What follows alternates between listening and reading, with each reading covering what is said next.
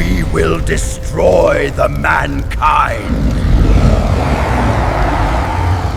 کیا آپ نے کبھی ایسی مخلوق کے بارے میں سنا جو جنات سے بھی زیادہ طاقتور ہو؟ ایسی مخلوق جو بظاہر نظر نہیں آتی لیکن اس کی زنجیریں سمندروں کی تہہ میں بند ہیں، جسے حضرت سلیمان علیہ السلام نے قید نہ کیا ہوتا تو شاید آج دنیا فتنوں کا جہنم بن چکی ہوتی۔ یہ جن نہیں، یہ عفریت ہے۔ کون ہے یہ؟ کہاں چھپے ہیں اور کب آزاد ہوں گے؟ آج کی ویڈیو میں ہم انہی پوشیدہ سچائیوں سے پردہ اٹھائیں گے۔ عفریت کیا ہے؟ اسلامی اور مشرق وسطیٰ کی لوک داستانوں میں عفریت کو اکثر جنوں کی ایک طاقتور، چلاک اور بعض اوقات بدخواہ قسم کے طور پر بیان کیا جاتا ہے۔ عفریت کو سمجھنے کے لیے پہلے ہمیں جنوں کو سمجھنا ہوگا۔ جن قرآن میں مذکور مفوق الفطرت مخلوقات ہیں، جنہیں اللہ نے دھوئیں کے بغیر آگ یا تیز آگ سے پیدا کیا ہے، جو انسانوں سے مختلف ہیں، جو مٹی سے پیدا ہوئے، اور فرشتوں سے جو نور سے پیدا ہوئے۔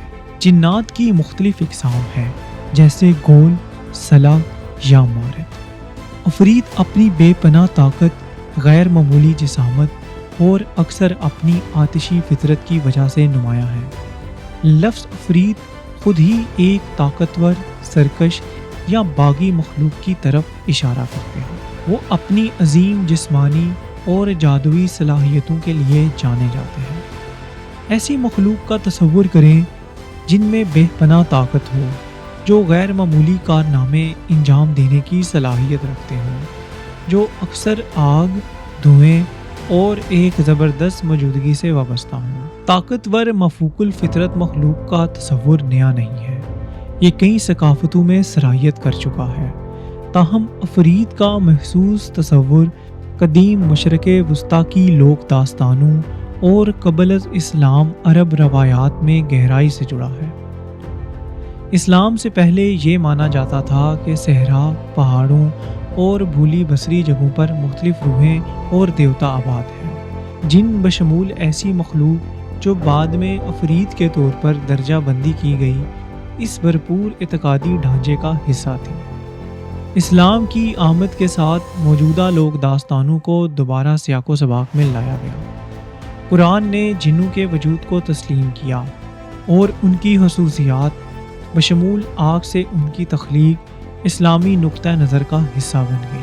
عفریت ایک طاقتور ذیلی زمرے کے طور پر اس فریم ورک میں اپنی جگہ پائی، جو اکثر بادشاہوں، پیغمبروں اور جادوئی مقابلوں کی کہانیوں میں ظاہر ہوتے ہیں۔ ایک اہم مذہبی متن میں عفریت کا سب سے براہ راست ذکر قرآن مجید میں ہے، خاص طور پر سورہ نمل میں پایا جاتا ہے۔ یہ کہانی بیان کرتی ہے کہ حضرت سلیمان علیہ السلام، جنہیں انسانوں، جانوروں، جنوں اور حتیٰ کہ ہوا پر بھی حکمرانی عطا کی گئی، ملکہ سبا کے شاندار تخت کے بارے میں علم ہوا۔ انہوں نے چاہا کہ وہ ان کے دربار میں پہنچنے سے پہلے ہی وہ تخت ان کے پاس لائیں، تاکہ یہ ان کی طاقت اور نبوت کی نشانی ہے۔ حضرت سلیمان علیہ السلام نے اپنی مجلس میں ایک چیلنج پیش کیا: اے سردارو، تم میں سے کون اس کا تخت میرے پاس لا سکتا ہے قبل اس کے کہ وہ میرے پاس فرما بردار ہو کر آئے؟ وہاں جنوں میں سے ایک عفریت نے کہا کہ میں آپ کے پاس لے آؤں گا اس سے پہلے کہ آپ اپنی جگہ سے اٹھیں، اور بے شک میں اس کام کے لیے طاقتور اور قابل اعتماد ہوں۔ یہ قرآنی آیت اس لیے اہم ہے کیونکہ یہ براہ راست ایک عفریت کے وجود اور ان کی زبردست صلاحیتوں کو تسلیم کرتی ہے، جو انہیں غیر معمولی کارنامے انجام دینے کے قابل مخلوق کے طور پر دکھاتی ہے۔ اگرچہ قرآنی تذکرہ ایک بنیادی تفہیم فراہم کرتا ہے، عفریت لاتعداد لوک کہانیوں، داستانوں اور حتیٰ کہ جدید میڈیا میں بھی نمایاں طور پر شامل رہے ہیں۔ بہت سے لوگ الف لیلا کی جنوں کی کہانیوں سے واقف ہیں، جہاں الف لیلا طاقتور اور اکثر خطرناک جن بشمول عفریت جیسی شخصیات اہم کردار ادا کرتے ہیں، کبھی خواہش پوری کرتے ہیں، کبھی افراتفری کا باعث بنتے ہیں۔ آج عفریت اور دیگر جن اکثر فینٹیسی ناولوں، ویڈیو گیمز اور فلموں میں نظر آتے ہیں، اگرچہ ان کی تصویر کشی بہت مختلف ہو سکتی ہے، خوفناک ولن سے لے کر بے پناہ طاقت کی پراسرار مخلوق ہوتا، یہ کہانیاں اگرچہ اکثر خیالی ہوتی ہیں، ان آتشی طاقتور مخلوق کے بارے میں گہرے جڑے ہوئے ثقافتی اور مذہبی تفہیم پر مبنی ہے۔ حضرت سلیمان علیہ السلام کو اللہ تعالیٰ نے ایسی بادشاہی عطا فرمائی تھی جن پر انسانوں کے ساتھ ساتھ جنات اور شیاطین بھی مکمل طور پر تابع تھے۔ عفریت انہی مخلوقات میں سب سے زیادہ سرکش، طاقتور اور فتنہ پرور مخلوق تھی۔ یہ مخلوق جادو، سحر، فتنے اور شر میں بے مثال تھی اور انسانوں کو گمراہ کرنے میں انتہائی ماہر تھی۔ حضرت سلیمان علیہ السلام نے ان عفریتوں کو اس لیے قید کیا کہ وہ آسمانی خبریں چرا کر جھوٹے کاہنوں کو دیتے تھے، انسانوں کو سفلی علم سکھاتے تھے اور زمین پر فساد پھیلاتے۔ بعض روایات کے مطابق آپ علیہ السلام نے ان کو لوہے کی زنجیروں میں جکڑ کر تانبے کے تابوتوں میں بند کیا اور سمندروں کی تہہ میں دفن کر دیا تاکہ وہ قیامت سے پہلے دوبارہ آزاد نہ ہوں۔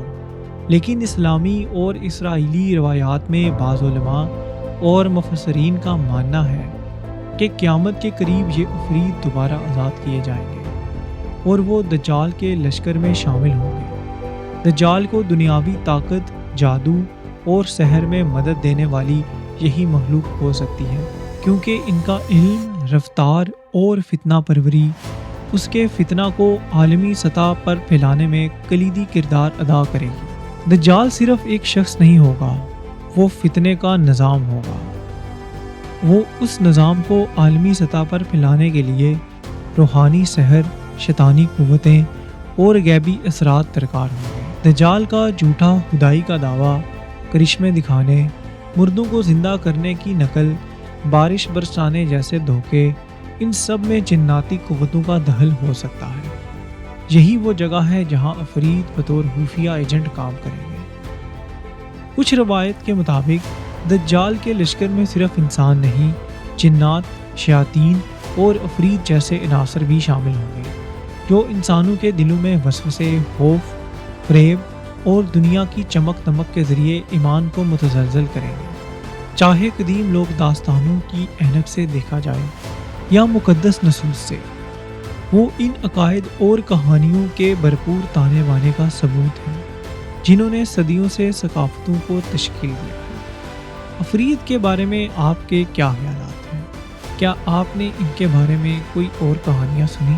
اپنے خیالات نیچے کومنٹس میں شیئر کریں۔